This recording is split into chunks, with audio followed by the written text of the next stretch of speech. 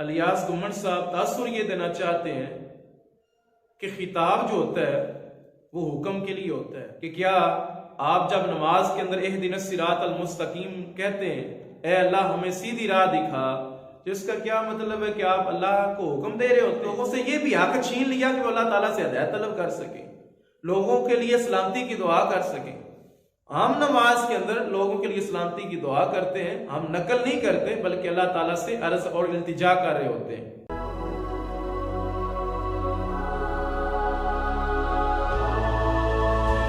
اعوذ باللہ من الشیطان الرجیم، بسم اللہ الرحمن الرحیم۔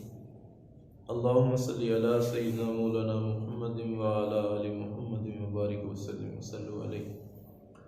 حضرات گرامی، آج ہم حضور علیہ السلام کو خطاب کرنے کے حوالے سے کچھ معروضات آپ کے گوش گزار کرنا چاہتے ہیں۔ حضور علیہ السلام کو خطاب کرنا، مولانا الیاس گمن صاحب اس پہ تبصرہ فرماتے ہوئے کہتے ہیں کہ دیکھیں تمہارے خلاف دلیل آنے لگی ہے۔ وہ کیا دلیل دیتے ہیں کہ ہم یہاں زندہ، حضور وہاں زندہ مدینہ میں، تو بڑے بندے کو دور سے خطاب کرنا خلاف ادب ہوتا ہے۔ تو اس واسطے ہم حضور علیہ السلام کو خطاب نہیں کرتے۔ اب آپ کے خلاف دلیل آنے لگی ہے، میں نے وہ سمجھانی ہے۔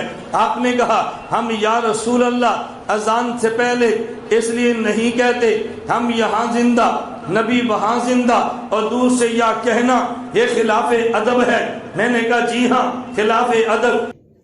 تو میں حضور والا آپ کی خدمت میں یہ عرض کروں گا کہ اگر آپ حضور علیہ السلام کی بے ادبی کے حوالے سے اتنی حساس ہیں اور اتنی ہی غیرت ایمانی کی کوشش اور اظہار فرما رہے ہیں، تو قبلہ جس وقت آپ نے حضور علیہ السلام کو معاذ اللہ ثم معاذ اللہ گمراہ کہا، تو اس وقت آپ کو یہ خیال نہ آیا کہ حضور علیہ السلام کے ادب کے یہ خلاف ہے؟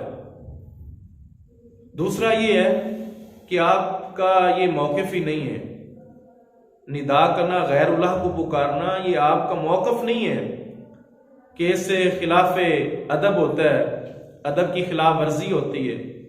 آپ کا موقف تقویۃ الایمان شریف کے اندر آپ دیکھ سکتے ہیں کہ دیگر کتابوں کے اندر یہ آپ کا موقف بڑی صراحت کے ساتھ بیان کیا گیا ہے کہ غیر اللہ کو پکارنا شرک ہوتا ہے۔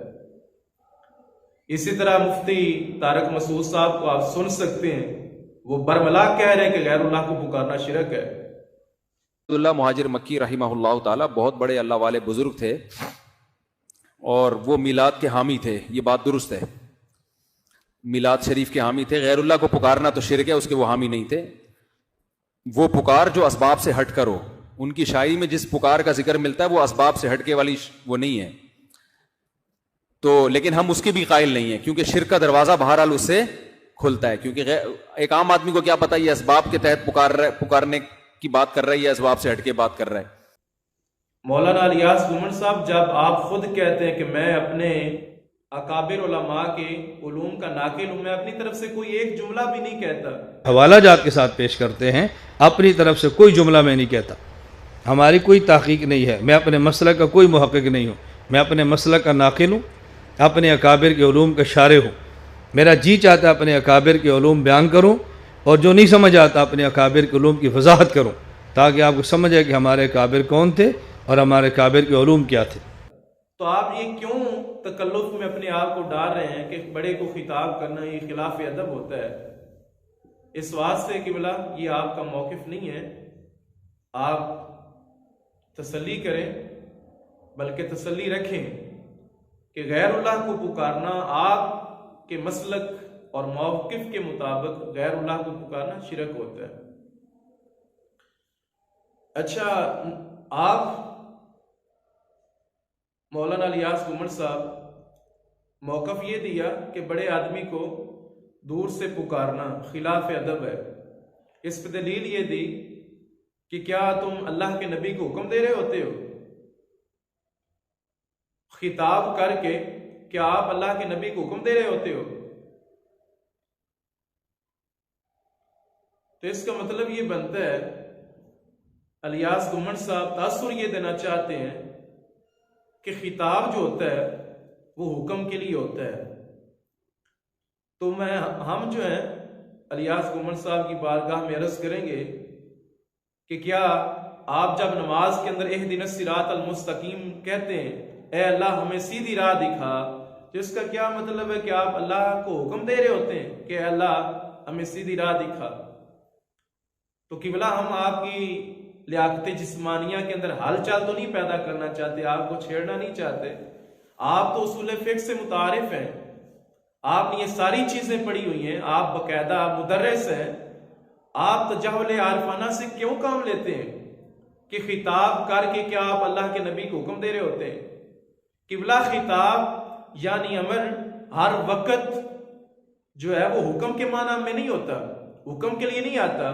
خطاب کبھی جناب عرض کے لیے بھی آتا ہے، کبھی اباحت کے لیے آتا ہے، اور کبھی دعا کے لیے بھی آتا ہے.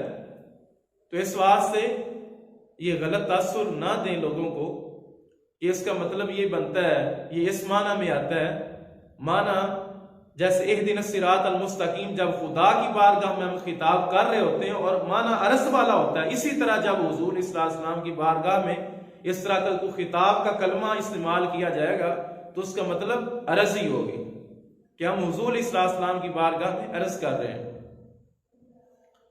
اور پھر مزید الیاس گمن صاحب کہتے ہیں، دلیل دیتے ہیں قرآن پاک کی کہ کیا تم یا ایھا المزمل قرآن پاک کے اندر آیا ہے، اسی طرح یا ایھا المدثر آیا ہے، یا ایھا النبی قل لازواجک و بناتک، یہ خطاب کیا گیا ہے. تو جیسے یہ قرآن پاک کے اندر خطاب آئے ہیں تو کیا آپ اللہ کے نبی کو حکم دے رہے ہوتے ہیں؟ لیکن ہم نماز کے اندر الیاس گمن صاحب کہتے ہیں السلام علیکم ایھا النبی، ہم خطاب جو نماز کے اندر کرتے ہیں اس خطاب سے ہم اللہ کے نبی کو حکم نہیں دے رہے ہوتے بلکہ ہم اللہ کے خطاب کو نقل کر رہے ہوتے ہیں. جب ہم یا ایھا المزمل کہتے ہیں ہم نبی کو حکم نہیں دیتے، جو خدا نے خطاب کیا اسے نقل کرتے ہیں.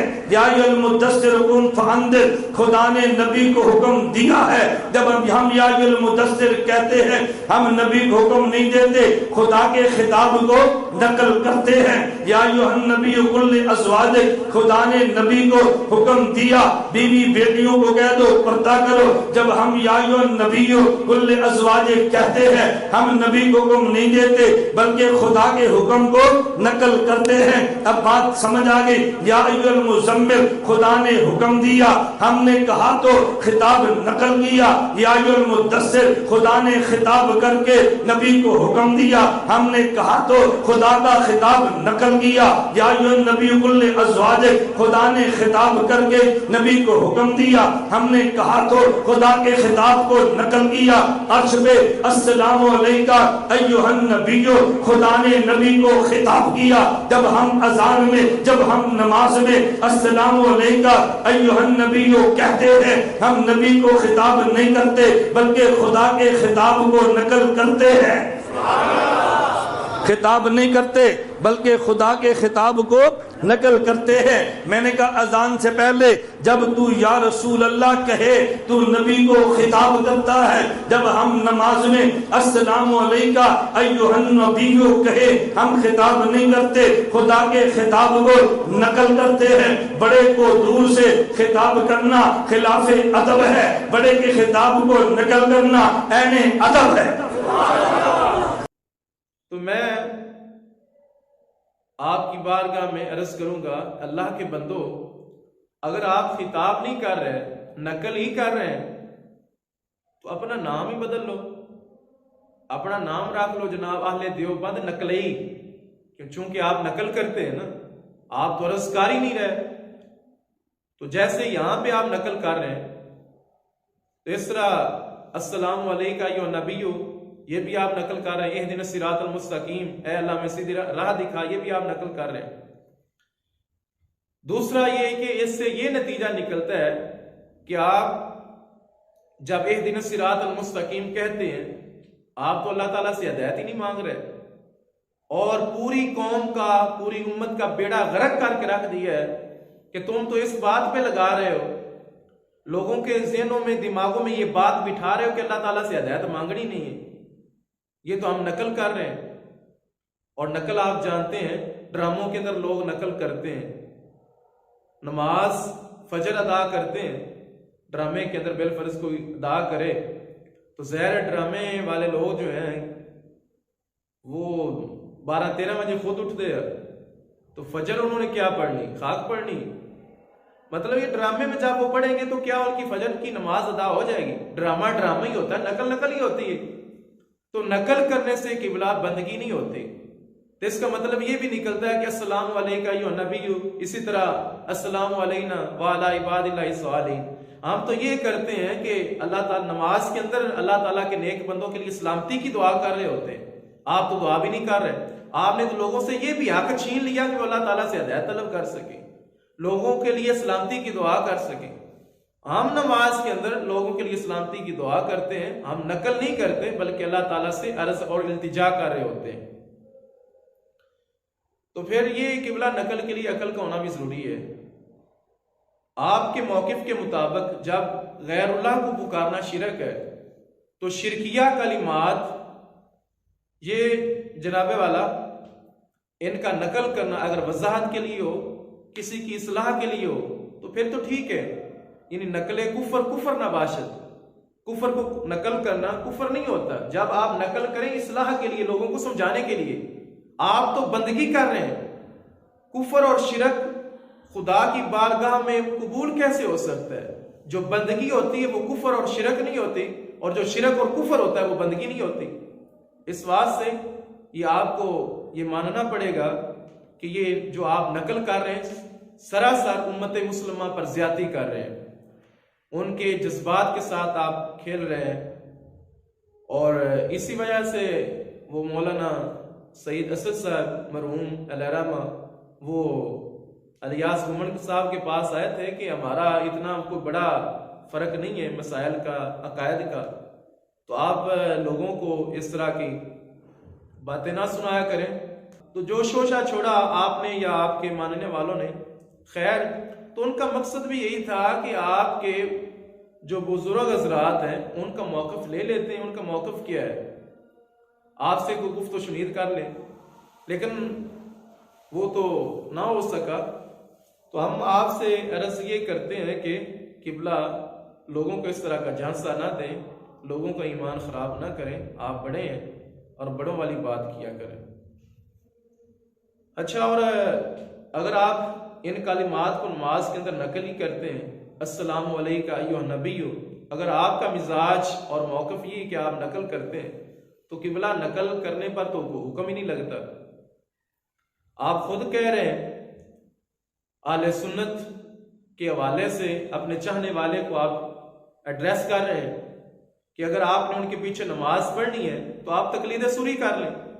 تقلید سوری کا مطلب یہ ہے کہ جیسے جیسے وہ کرتے رہیں آپ بھی ویسے کرتے ہیں, بعد میں اپنی علیحدہ نماز پڑھ لیں. پھر اس کا حل کیا ہوگا؟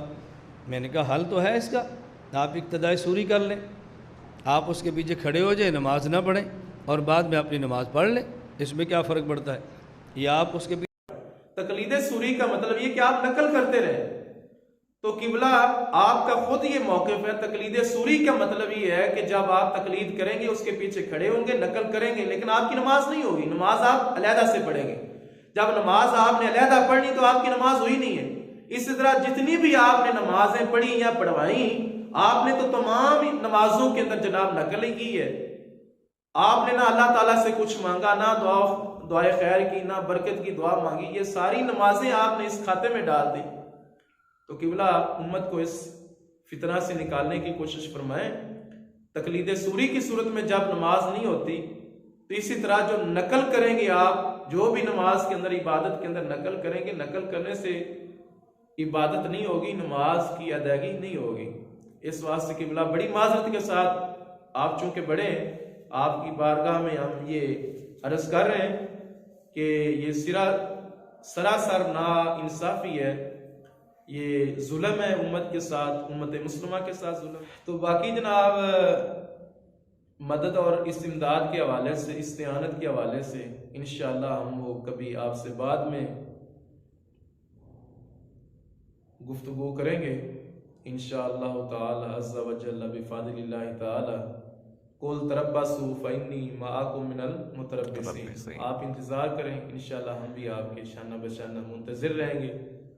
دعا ہے کہ اللہ پاک حق بات کو سمجھنے اور اس پہ عمل کرنے کی توفیق نصیب فرمائے۔ وآخر دعوانا الحمدللہ رب العالمین۔